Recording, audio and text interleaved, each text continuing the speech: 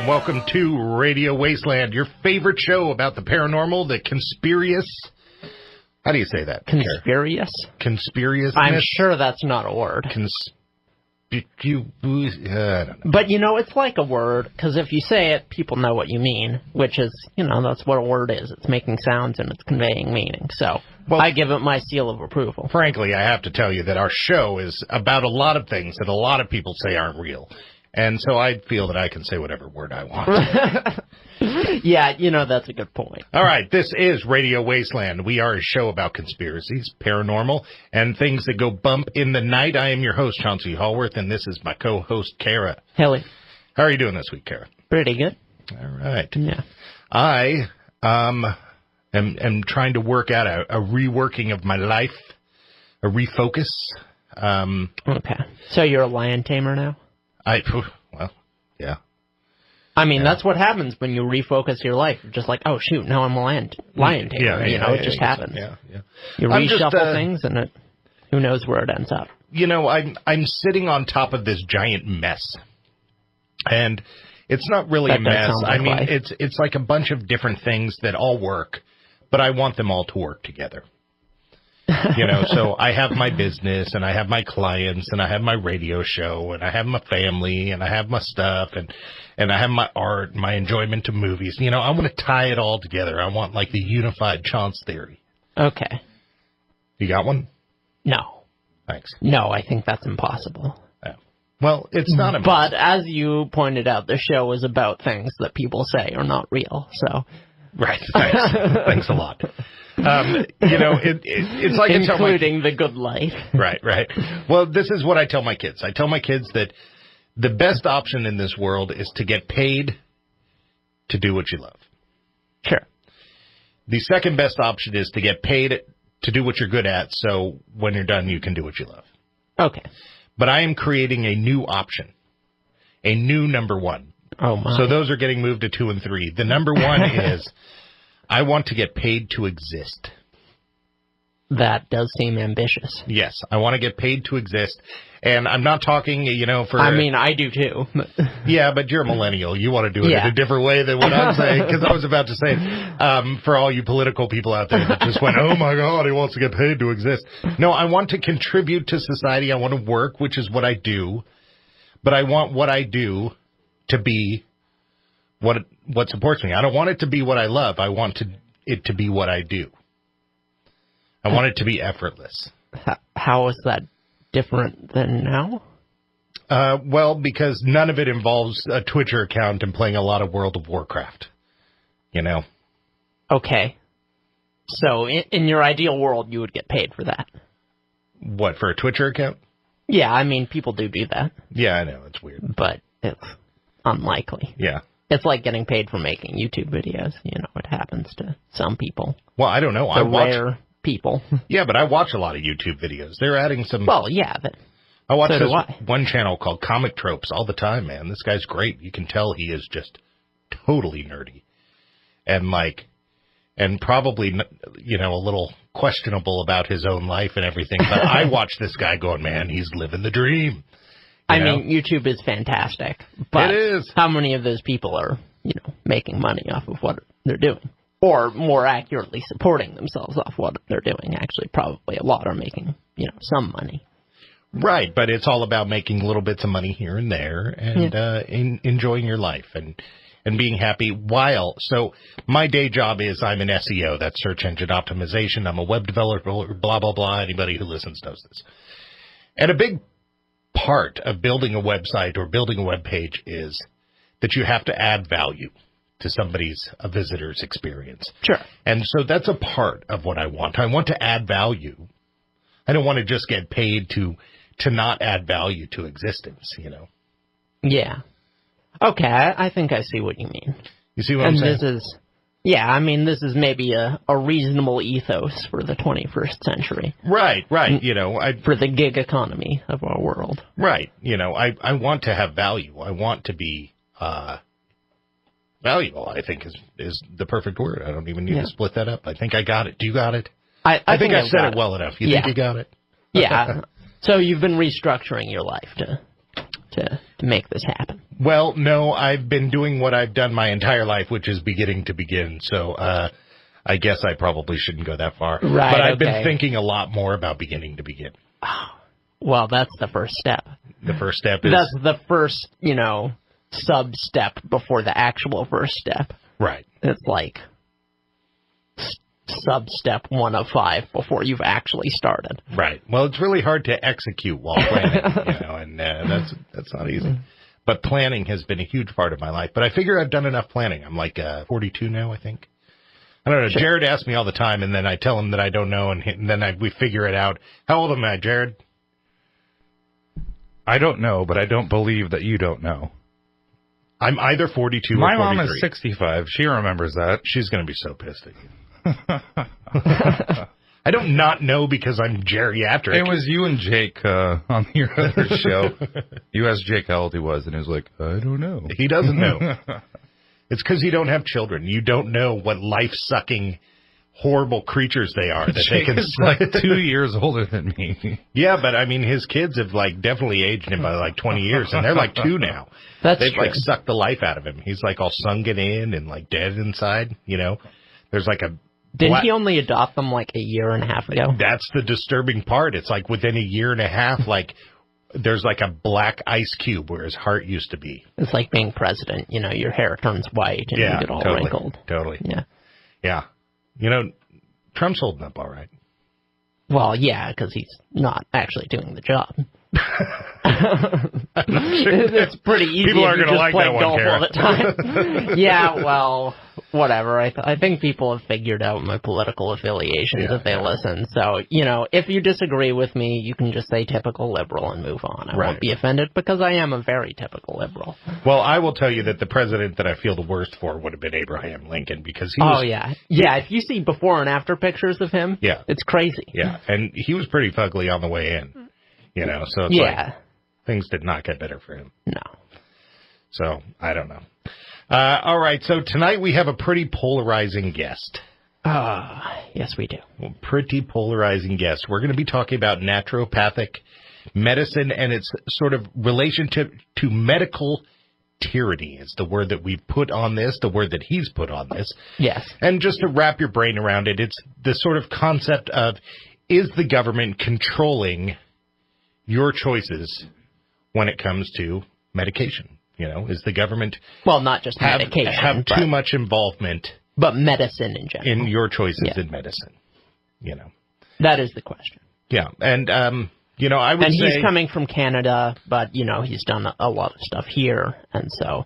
it really applies no matter what country you're in. Well, with all the people all concerned about America, or United States calling it America is ridiculous because that's both our continents put together. The United States getting socialized health care. Sure. This is sort of a precursor to what a lot of people are worried about. I guess that's fair to say. And really, 50% of our population is very worried about this stuff. The other 50% wants it to happen. It's definitely one of those extremely polarizing topics of our time. Get ready to get angry. Right. Get ready to get angry regardless of which side you're on. You're listening to Radio Wasteland. Come on back. All right, welcome back to Radio Wasteland and our guest, David Stephan. David, do we have you there with us? I'm here. Thank you for having me on. Yeah, sounds good. So, I got to ask you the starting question that we ask all our guests. Our topic tonight is medical tyranny, and will these sort of situations that are going on in Canada move their way on down here to the United States? So, how did you get involved in this topic? Well, I found myself thrown into it when my son tragically passed away in 2012. And we are still actually trying to find out exactly what he passed away from. I know that within the topic, it mentions that he died from bacterial meningitis, and that's the official narrative, that he died from bacterial meningitis and right pull empyema. But what ended up happening is throughout we ended up charged, I guess, first of all, to give all of your listeners an idea as to how I got involved. We ended up getting charged 11 months after the passing of our son. And what ended up happening is he'd stopped breathing and we decided obviously to take him to the hospital, even though he'd started breathing again after he coughed up some mucus and fluid.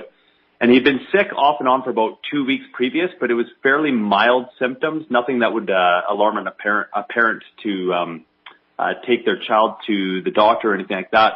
And so we decided to take him to the hospital, and on the way to the hospital, he stopped breathing again. And so he ended up in an ambulance that we met on the highway as we were driving.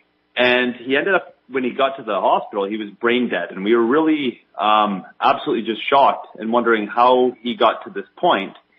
And 11 months later, we're charged after an autopsy report came out saying that he died from bacterial meningitis that caused the brain death, and a right pleural empyema, which is a well-developed lung infection or an infectious agent on the outer wall of the lung in the pleural cavity that would constrict his breathing, that any attentive parent would have seen.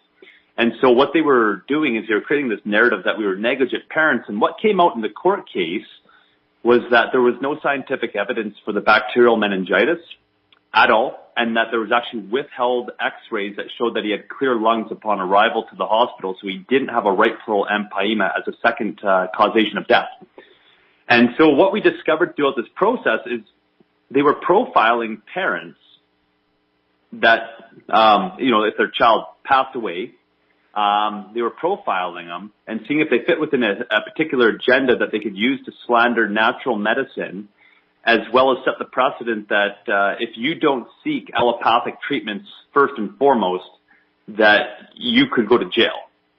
Now, what came out during the court case as well is that our son, when he ended up in the ambulance, that ambulance had been proactively destocked of the necessary equipment to get any pediatric patient an airway, and had been destocked for over a year previous, and that constitutes criminal negligence. And so what happened is my son went over 8 minutes without any oxygen whatsoever in that ambulance and subsequently ended up with brain death. So everything appeared to be a cover-up, as well as to set things in motion to set a precedent in Canada. And we were the first case of its kind in Canada. We had no case law to reference that was parallel to our case. It was the first case where they took loving, attentive, caring parents and put them through this kind of process where these charges would normally be reserved for parents that are absolutely negligent, cruel, have an intent to harm their children, that type of thing. So in your description there, you used a word I haven't heard before. Allopathy, was that it? Yeah, allopathic medicine is the medicine that you would find with, I guess they call it traditional, even though it's not really traditional. It's only been around for, since the last 70 years, really. So we're talking pharmaceutical medications or pharmaceutical treatments. That would be what we typically refer to as allopathic medicine. I see. So I guess we'll just hop right to the big question here, and that is, why would the Canadian government be seeking this out? What do we feel is the conspiracy here, the agenda here of doing that? Well, a lot of people are flocking away from, your typical medical doctors and the hospital setting in droves, and for the reason that, it's becoming abundantly clear that, just from taking properly prescribed medications every year, there's over 100,000 deaths in North America alone for taking properly prescribed medications the way that they have been prescribed. So just that alone is starting to really scare people. I don't think we can really scare people, or address that without addressing the amount of lives that would die who didn't take those medicines. Well, that's a good question, but a good point, in regard to certain elements. So when we're talking infectious disease, obviously antibiotics have had a tremendous role in preventing infectious disease from running rampant. But when we take a look at things like heart medications or Vioxx, that type of stuff, Celebrex, these types of medications have been removed from the markets that had very little to no efficacy and were just creating a lot more damage than they were good.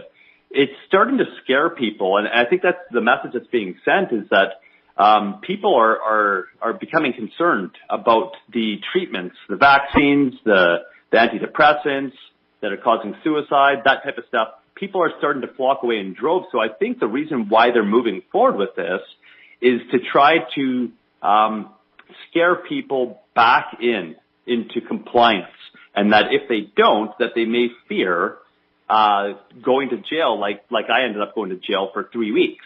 And so I believe that's the message that's being sent. And if that's not their intent, it sure is what is taking place, as I've had many people reach out to me and indicate exactly that, you know, they're terrified and don't know what to do. Do they go in just proactively just to make sure there's a paper trail, that type of thing?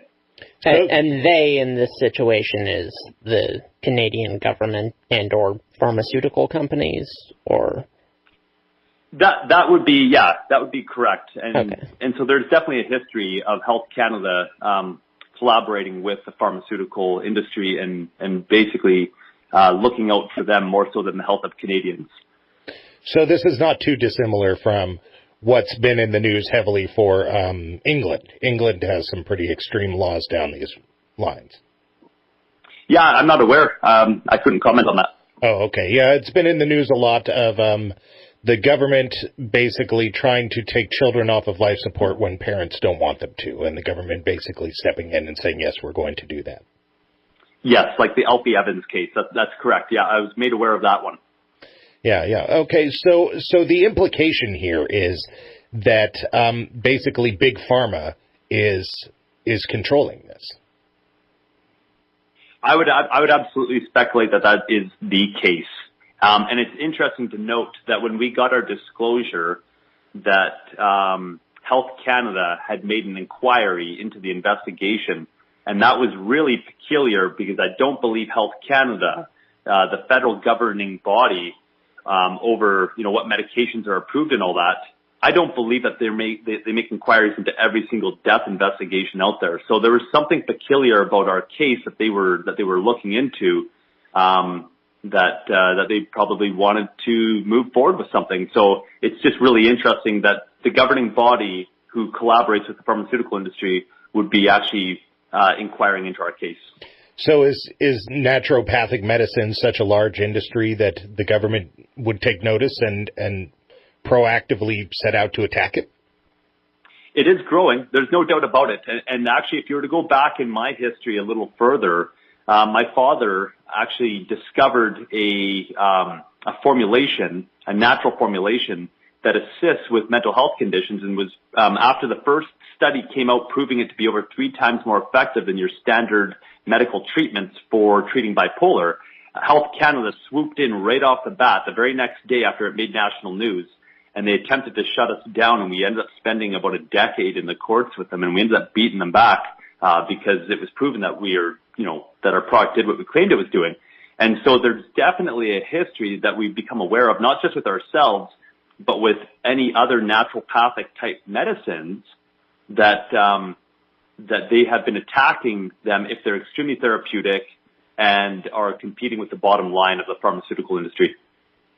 So I'm assuming from our conversation that you're not like adamantly opposed to allopathic medicine.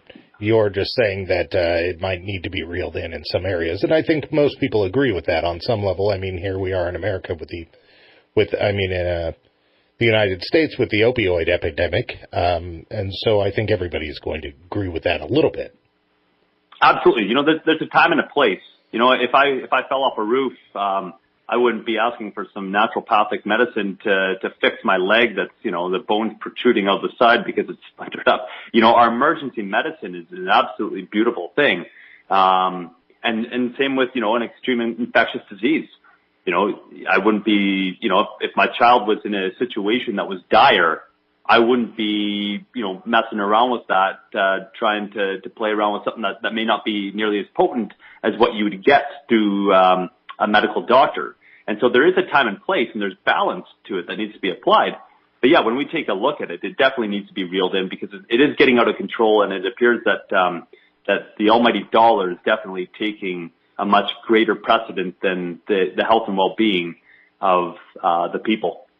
All right, David. Well, we're coming up on our first break here. We definitely have more questions for you. You're listening to Stephan here on Radio Wasteland. We're talking about medical tyranny. Come on back. All right, welcome back to Radio Wasteland and our guest, David Stephan. You know, David, in my case, so I have a bit of a situation that kind of matches some of this medication getting out of control. I go to the doctor, and I got the cheap doctor because I'm poor like everybody else, you know. And my doctor, I walk in, and he looks like the crypt keeper. He like literally looks like they dug him up and threw him in the office, you know, to give me this medicine. And I have high blood pressure, so he gives me some medication for high blood pressure, and that's great. And then, you know, they end up getting rid of the crypt keeper, and I end up getting this fashionable sort of young doctor who's much more knowledgeable. And she tells me, I want you to stop taking that medication right away because you also have high cholesterol, and this isn't good for that. You need to be taking this other medication.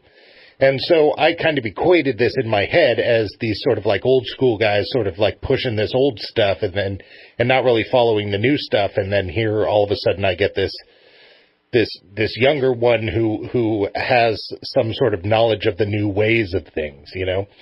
But so really what I think the issue that everybody might have with what you're saying is coming out of a world of so much, you know, snake oil salesmen, basically, is like, how would this stuff be regulated? I mean, there has to be some level of regulation where we can have some sort of trust in the treatment that we're giving ourselves.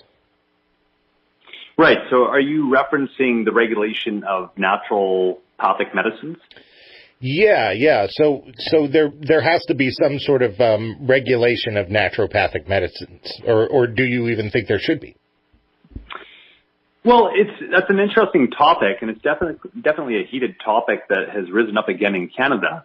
And so here in Canada in 2004, they implemented the NHP regulations, which is the Natural Health Product Regulations. And so in order to make any health claim, it actually has to be approved by Health Canada, and many times it's quite an onerous process, especially if there isn't already a product that has that health claim on it. And so you actually have to provide all of the scientific evidence to substantiate that claim. And so in Canada, they're actually quite heavily regulated to the point where we saw the loss of thousands of products just because it wasn't worth jumping through the hoops to pay for all of the additional studies and the regulation fees, the licensing fees, all that type of stuff. And so Canada actually lost a lot of products due to that. So there's an upside and a downside to it. And the upside is that when somebody goes and grabs the product, it's a Health Canada approved claim, though in many instances it's quite limited to what it actually does in the real world. But, you know, Health Canada has restricted it to these claims. But that's the upside, is that whatever it says on the bottle, it's actually substantiated to do it. But the downside is that the increased cost makes it quite onerous to the consumer at the end of the day, when many of them are willing to do their own research and find out what these products will and will not do. Especially in the age of information here, where at our fingertips we can just go online and figure it out as to what products are right for us. There's a lot of context an average person is going to be missing, though, right? I mean, there's a reason doctors go to medical school for 4 years and then wind up in residency for 5 or 6 years. Like there's context to everything. You can't just look at a list of claims on a bottle and know everything that you need to know, right? That's correct. Now, and so going into context as well, so doctors are generally only learning about pharmaceutical medications. And so the unfortunate thing about it is that they receive very little to no nutritional education throughout that entire 7 years of their experience. So it's kind of, it's an unfortunate thing that even a doctor doesn't even have the full context. And with all of the new medications that are continually being released and all of the various contraindications that they have, the various side effects, there's no way that a doctor could actually have a full understanding of all the various medications out there that they could, in good conscience, supply them to you and say that there's no risks involved at all. And to give some context to that, I spent, as part of my job doing what we do, we actually assist people coming off pharmaceutical medications or psychiatric medications to, switch over to nutrition. And I spent about 3 months of my job actually going through the drug monographs and copying and pasting the various drug interactions and side effects of these medications And I spent in those 3 months, I only got up to about L, if we're going alphabetically. So I didn't even get through all the medications. And it's amazing to see how much information would be, or knowledge would be necessary in order to actually prescribe these types of things without putting people in a dangerous situation at times. So what do you see as a resolution to this situation? So obviously we're in agreement that we need doctors and we need allopathy, Western medicine, whatever, and that people should have availability to better nutrition and better nutrition education. You know, what do we see as an actual resolution to this problem? Yeah, that's a great question. I think it's informed consent that allows clients to be able to decide, or the people to decide what they put into their bodies, and to have all the educational materials available to them. The second thing is the removal of the monopolization of the pharmaceutical industry, because what we're seeing here is we see chiropractic medicine, or chiropractic, I guess medicine is what you'd call it, homeopathic medicine, naturopathic medicine, and then we have pharmaceutical medicine. So we have all of these different players, and then there's all, obviously we can take a look at Chinese medicine, and there's all sorts of different modalities available out there. But what we see taking place here is the monopolization of the pharmaceutical industry, not only in the fact that in socialized medicine like we have here in Canada, that's really the only thing that gets covered. You don't have the coverage of naturopathic medicine or homeopathic medicine or anything else, even if there's substantive scientific evidence to back it up that these treatments would actually be a really good either a replacement or alternative option to these pharmaceutical medications. So one, we don't have the coverage taking place. The taxpayer money is paying for the pharmaceutical medications and not covering anything else. And second to that, we're seeing this monopolization taking a further hold when we have court cases like mine and the one that just recently went through, the second case of its kind in Canada, where now the message that's being sent is, how dare you look elsewhere, to treat your children with anything else other than what the doctor would recommend. And for doing that, you're deemed to be a negligent parent and you're going to go to jail. Well, 50% of the people here, obviously, if you follow the American news at all, which I assume it's kind of hard to avoid up there, 50% of the people, we are a very polarized nation. And so 50% of the people here might agree with you, but 50% of them are totally going to disagree with you. So is there some sort of halfway mark, where people can feel that the kids are being protected with their best interest in mind, but parents also have a little more control? Yeah, absolutely. It goes back to education, I feel. And second to that is that when we're talking about loving, attentive parents, there's nothing more that a loving, attentive parent would want than the well-being of their child, and that alone should be motivating enough that they're going to make what they feel is the right decision. Now, that's where it starts to get pretty tricky is, if the government's saying, well, this is the right decision, but yet there's risks involved with it, then there has to be some choice. But the government is seeming to side with the pharmaceutical medications, even though in many instances the efficacy may not actually be there, or the risks are being covered up. And so there's really a conundrum there, and I think it comes down to those two things: is education to allow for informed consent and allowing parents to make those choices.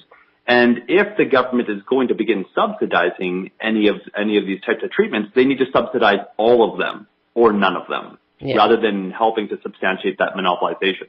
I think the crux of the argument here, and where I can see it being a sticking point for some people, though, is, this all hinges on the idea, basically, that there is an effective alternative to Western medicine, which, obviously you're coming from that perspective, and I want to say I'm open-minded, but, as you pointed out, mainstream doctors do not learn about this stuff, and so there's kind of a schism between the kind of scientific studies you can find that support this efficacy, because that's not really being done by mainstream doctors, I'm sorry, I got to cut us off here. Kara asked that's a big great topic question. That we'll talk about next segment. Right, Kara asked you a great question. We're coming up on break here. You're listening to David Stephan here on Radio Wasteland, and we're talking about medical tyranny. Come on back.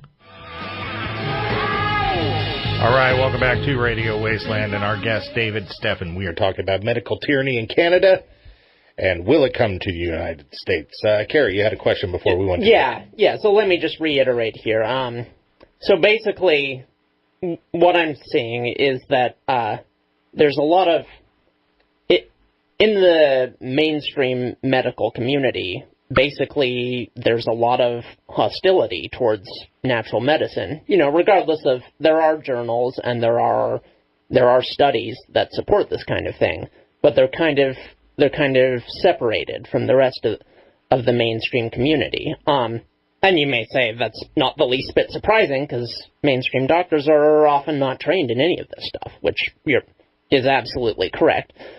But I guess the thing that kind of worries me is if you start giving the same kind of consideration to natural medicine as we have to the, I guess you'd call it, allopathic system that we've had, I don't know, people just have a lot of trust in that, and it's hard for me to see people having the same kind of trust in something that people might see as fringe or not as effective. I see what you're saying. You're saying that it's potentially... If we treat them the same legally, that's going to worry people, basically. It worries me. It's potentially irresponsible of us to give the same credence to something that doesn't have the scientific backing that the other one has, I think. Yeah, and one could argue that it does have the same scientific backing, but it's not by the same people, It's not by the same system. It's a kind of a separate thing. But what would you say to that? Because you're more informed about this than I am, clearly. Well, I come from the area more specializing in psychiatric medication.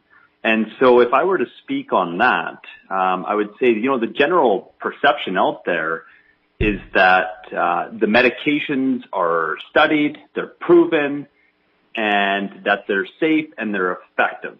And in regard to psychiatric medication, there couldn't be anything really further from the truth on that matter.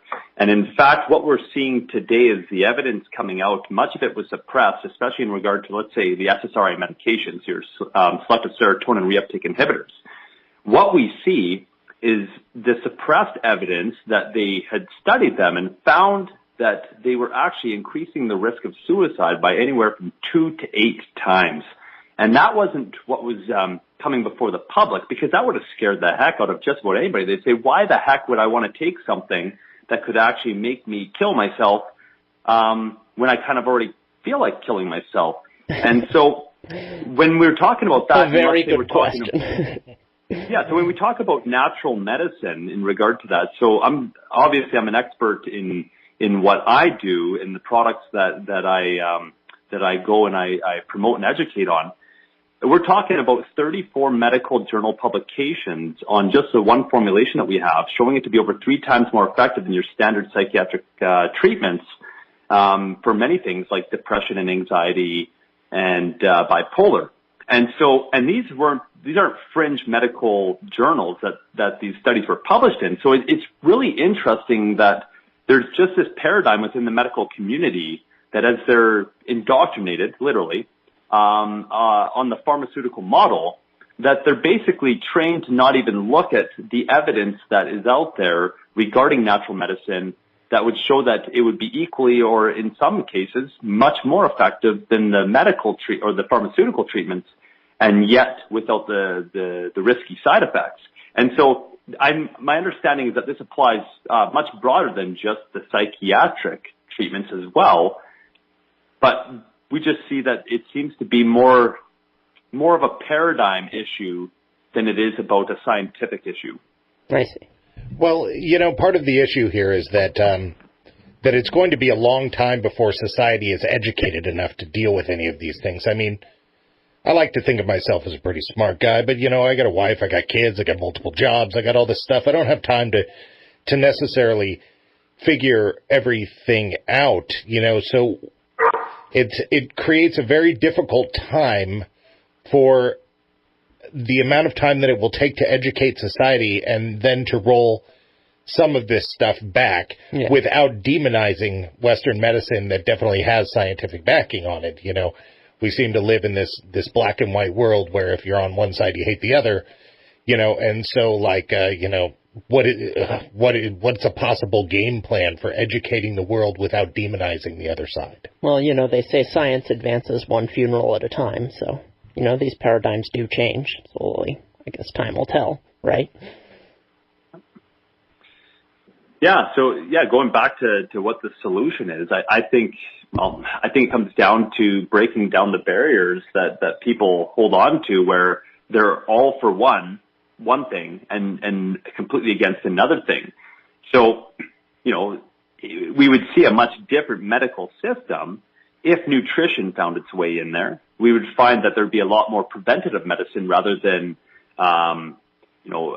being reactive to the symptoms that are now appearing because of a lack of nutrition or being proactive.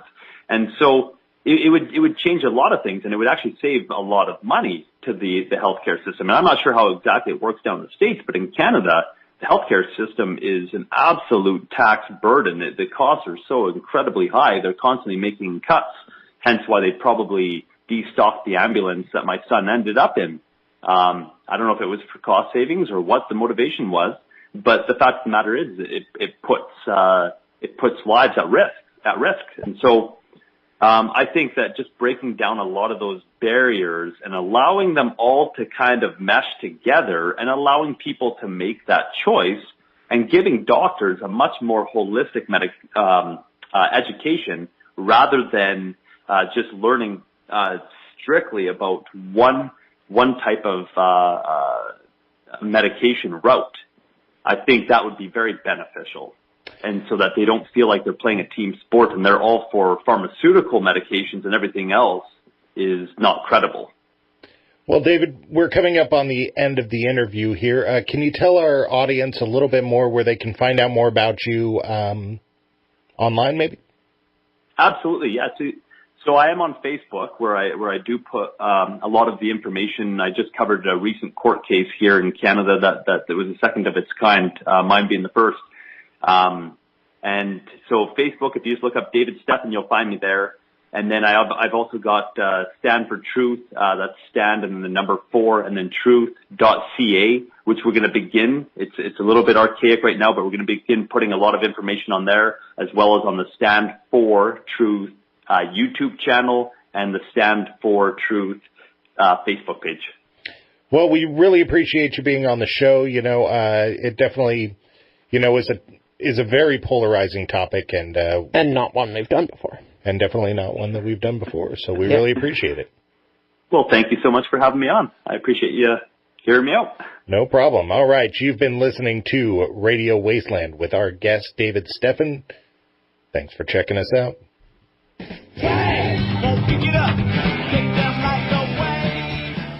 All right. Welcome back to Radio Wasteland. You've been listening to our guest, David Stephan. We certainly have. And just for a little backstory here, Kara's parents are both doctors. Okay, that's not why this was a difficult... Yes, it is. No, it's not. Because, see, most of the stuff we talk about, you know, maybe I think, okay, that's kind of crazy. And, like, the geoengineering one was a little hard for me, too, because I just know a lot about climate change. But at the end of the day, like, it really doesn't matter what some guy believes.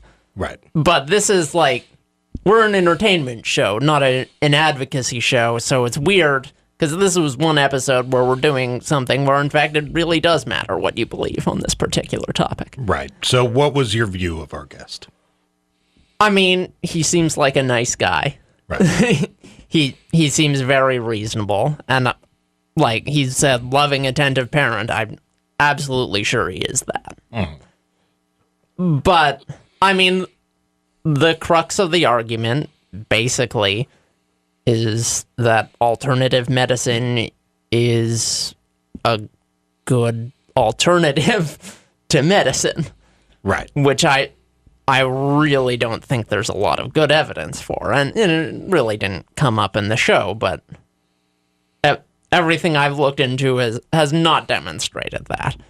Well, yeah, and for complete transparency, I went out of my way to make sure that it didn't really come up in the show. Right. Until I brought it up. for precisely that reason is I am But not... like his whole argument makes no sense unless you believe that. And if you do believe that, then his argument makes perfect sense. Like, if alternative medicine works, then it should legally be considered, as effective as anything else. It should just be considered medicine. The problem is it's often regarded as quackery. Well, unfortunately, I think that there is a halfway belief here that just like everything else in our country is going to be really hard to get to. Sure. But the bottom line is that, in my opinion, our government is in the pockets of big corporations, and Big Pharma is one absolutely. of them. And they are pushing a lot of crap on us that is that's something he terrible. said I really agree with, actually. So it becomes difficult in this world where people use other arguments to fund other arguments. But that one, unfortunately, I think is very true. Yeah. We are being pushed with brain meds specifically that are just brutal. I mean, anybody that I know personally, transparency complete, I'm brain medicated.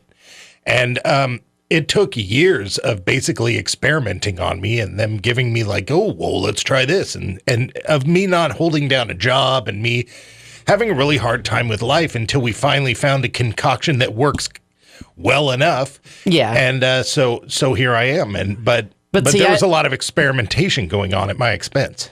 Yeah, and I agree. But I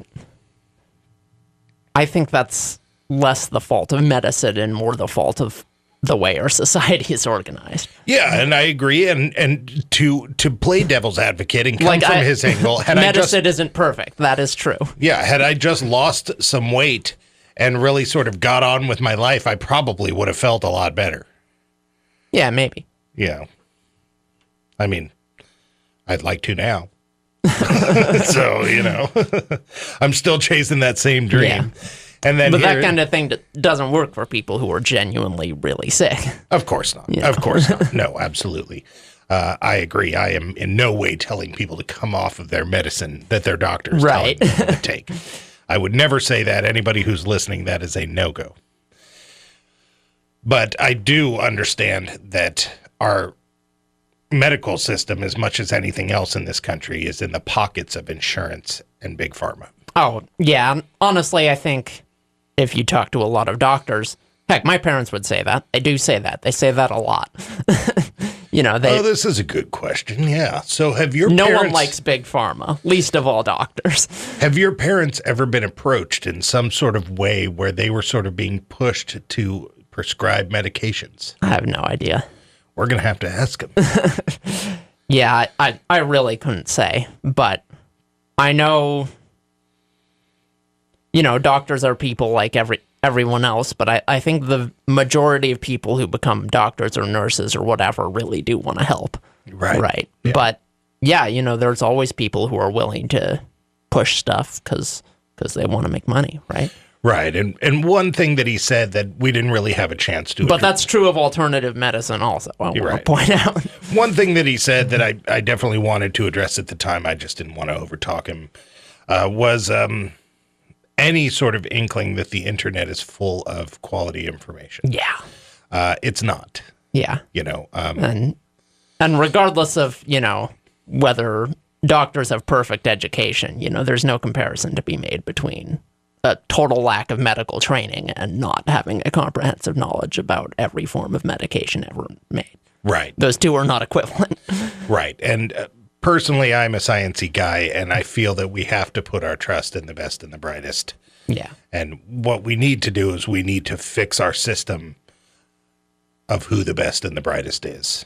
And, we have to trust these people. Yeah, I absolutely agree with that. When climatologists tell us that it's going down, we need to believe them, because I am not capable of figuring But see, that's a very similar thing, because the geoengineering guy, he was telling us there were studies backing everything he was saying.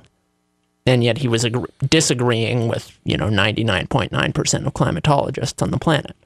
So maybe the studies are no good. Well, you can easily manipulate it's the same statistics. Type of thing. One can easily manipulate statistics. Which is why I think it's best to just, listen to the people who know what they're talking about.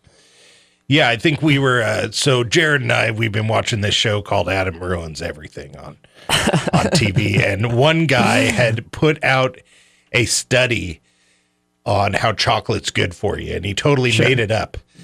And it was just solely to prove that he could get it, and it totally went viral. All the mainstream media picked it up just because he published it in some BS medical journal, and his experiment was solely a sociological one to see how many people he could get interested in believing that chocolate was good for you. Yeah, I'll definitely. Yeah, our science media is terrible, and our system of funding scientists in this country is pretty terrible also. And in fact, it's kind of terrible in a lot of countries. They do it well in some places, I think. Denmark, notably, is very good with that. But to be fair to David, here is one thing that he did open my mind to the possibility of. Okay. With socialized medicine, which is something that I've wanted here in the United States. Sure, me too. A lot of people might scoff at that out there, whatever. We'll take it up in the voting booth. But he brought up the point that socialized medicine is not covering preventative medicine. And my wife has better really insurance than I have, and her insurance does cover it, but mine doesn't, because I basically have socialized medicine. Yeah. I mean, it depends on what you're talking about. Yeah. Right. It does, and it's it covers doctor's visits, and a lot of the reason, in this country, we have a big problem with people not going to the doctor often enough and not catching stuff early. That's preventative medicine. Oh, that's totally me. I've been sitting on this piece. It's totally Jared too, but I won't rat him out here. Right. I don't see the doctor as often as I should because, it's expensive. I've been sitting on this. You have to ration it. I've been sitting on this order to get blood work done for like 2 weeks just because I don't want to go down there and wait at Safeway or whatever. Okay, well, you should probably get that done. But, see, that's my point. Like, Canada is much better than we are at preventative medicine. I don't know. See, a lot of people would argue that the Canadians are coming down here for some other stuff, too. Well, they are. They're probably not as good for specialist medicine. But, that only matters if you're rich enough to afford specialist medicine in the U.S. For the vast majority of people, I'd say a socialized medicine system serves you better. If you're rich and you have a weird illness, then our system is probably the best in the world. Well, I can tell you this. I'm a smart cookie, and Kara's a smart chick, and we really know what we've told you is about what we know about this. And I think this brings us back to the fact that we need to believe in our scientists. We need to go above them and basically say to Big Pharma and to our governments, no. But when it comes to our scientists, we just need to believe them. There's too much information in the world for every human being to try to dissect by themselves. Amen. All right, you're listening to Radio Wasteland. Come on back for the news.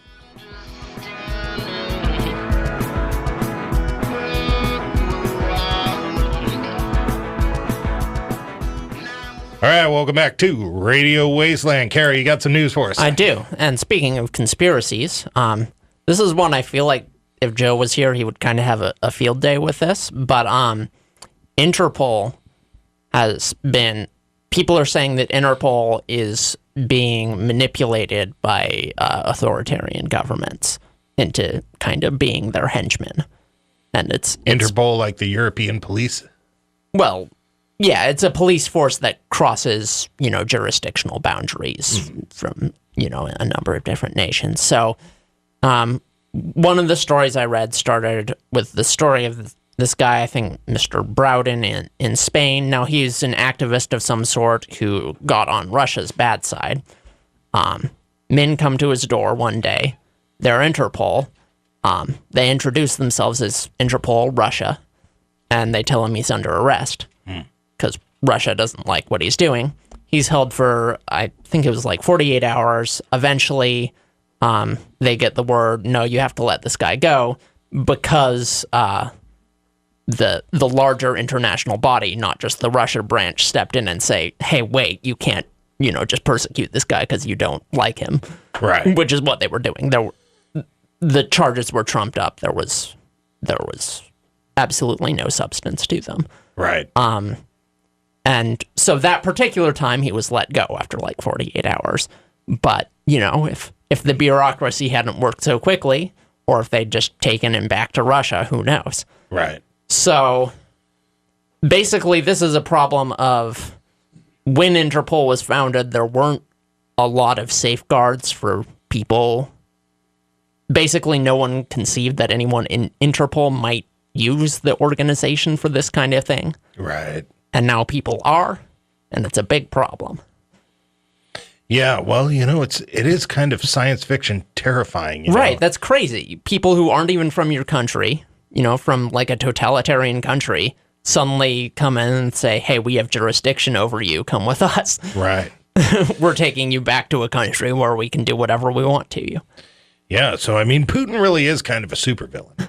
Basically, yeah. But as the article pointed out, it didn't offer specific examples, but this has been ongoing for a couple of years, and the Chinese have been doing this too. So does everybody have an Interpol? Do we have one? Or is this a Eurasian thing? I'm honestly not totally sure. I think it's largely Eurasian, but in a globalized world like ours, I think most countries kind of play nice with them. I see. And they at the very least have some presence basically everywhere, I think. Yeah, well, we're seeing a lot of potential for totalitarianism, on a massive, just global scale. Oh, yeah. I guess Thailand was just in the news for making fake news laws so that they could shut down anybody talking smack about the government. Right. And then here we are, with Trump, who is definitely trying to say things that are contradictory to, turning on the media instead of trying to fix the media and stuff like that. Regardless of how you feel, I think we should agree that Trump should be trying to fix the media, not do away with it. Right. Doing away with the media is some scary stuff. Right. Yeah, there's a lot of things he's indicated that, he wants to do, which would be terrifying if he could do them. But I think we have a pretty strong system of checks and balances, fortunately. Right. Yeah. One was like trying to get rid of the thing that if you're born here, you're a citizen. Right. He basically passed an executive order getting rid of that, or he indicated that he was going to. Right. But that's in the Constitution. So it is an amendment. It's not in the initial Constitution. Well, it doesn't matter. The freedom of religion is an amendment. Right. Yeah. I'm just saying, you can amend that amendment. Yeah, you can with 3/4 of the state. So this part kind of threw me off. Like, if being born here doesn't make you a citizen, what makes you a citizen then? I don't even know how it would work. Although a lot of countries don't have birthright citizenships, and it, as you pointed out, is an amendment. We didn't always have that. So how do they do it? Can they just say to anybody, you're not really a citizen? I actually have no idea. Huh. I just do not know that. So in Starship Troopers, a book by Robert Heinlein, not the movie. Anybody out there talking about the movie, that movie's terrible. But in the book, they have citizens and civilians, and everybody is a citizen in the country, but you're not a civilian unless you've served in the military, and only civilians can vote. Huh. Robert Heinlein had this really sort of interesting way of, how Arthur C. Clarke had this way of explaining technology for morons. Yeah. Robert Heinlein could really do this with sociological ideas, and Starship Troopers is a great example of that. And I think that's really kind of where we're headed, is this rules, too many people involved in each other's lives, So here are all the Democrats, and I think they're getting a little too involved in other people's lives, But here are all the Republicans talking about how they don't want to be involved in other people's lives, but also getting involved in other people's lives. It's weird. It's like they're just kind of each justifying the ways that they can get involved in people's lives. It's like... Well, I think it's pretty inevitable. Like, if you make laws, that's what you're doing, right? It is, If you're a government, your job is to tell people what to do. On some level, the government enforces laws using force. At the basic level, that's what a government is. Right, but a whole third of our government is entirely based around making laws, but not taking any of them down. Well, that's not necessary. In theory, that's not true. Oh. In theory, you can repeal laws. That happens all the time. I'll see senators on Chuck Todd talking about all the laws they made, and I'm just all like, yeah. In practice, there's definitely bloat going on, especially when it comes to itty-bitty little regulations no one really cares about, right? Except like that affects some tiny little industry. I mean, I'm as leftist as they come, but I do think we're pretty overregulated in this country. Like there's a lot of red tape and bureaucracy that I think persists because it's so obscure that there's no political will to change any of it. Right, and so many of them are like just looped into other things. You know? It's and like, a lot of it is just, honestly, like no one rails against this more than like big business owners, but a lot of it is to the benefit of massive corporations. Oh, totally. You know. Yeah, totally. Your small business can't compete because he can't even begin to wrap his head around what it's legal for him to do. Right. Your big corporation can... First, they wrote the laws. Second, they can hire an army of lawyers. Right. So your local gentrified cupcake business isn't going to the local senator saying, I'm going to hook you up with 12 cupcakes. You push this law through. Yeah, like, ooh, cream cheese frosting? Yeah. Done. So I think that's a huge problem in this country, and that's definitely something that the Democrats... There's a lot I don't like about the Democrats. I just don't like the Republicans so much that, like, if we had a party that was, like, to the left of the Democrats, like they do in a lot of countries, the Democrats are what the ideology that is considered liberal. Right. The word liberal, that basically means you're a centrist in most countries, and there's usually, like, a socialist party. Right. I would be all over voting for the socialists if we had them. But basically we have the Democrats and the Republicans, and I really don't like the Republicans, so I feel kind of stuck. Yeah, I feel stuck with social issues, I just really feel like all Americans need to feel safe and like Americans before we can solve all these other problems. Right. And that's really kind of the people that I team up with. So, I mean, if the Republicans got up and started touting a bunch of ideas about how we all needed to be equal, I would probably listen to them more. Yeah. But people just aren't really saying that. Yeah. All right, so you've been listening to Radio Wasteland. Have a good evening.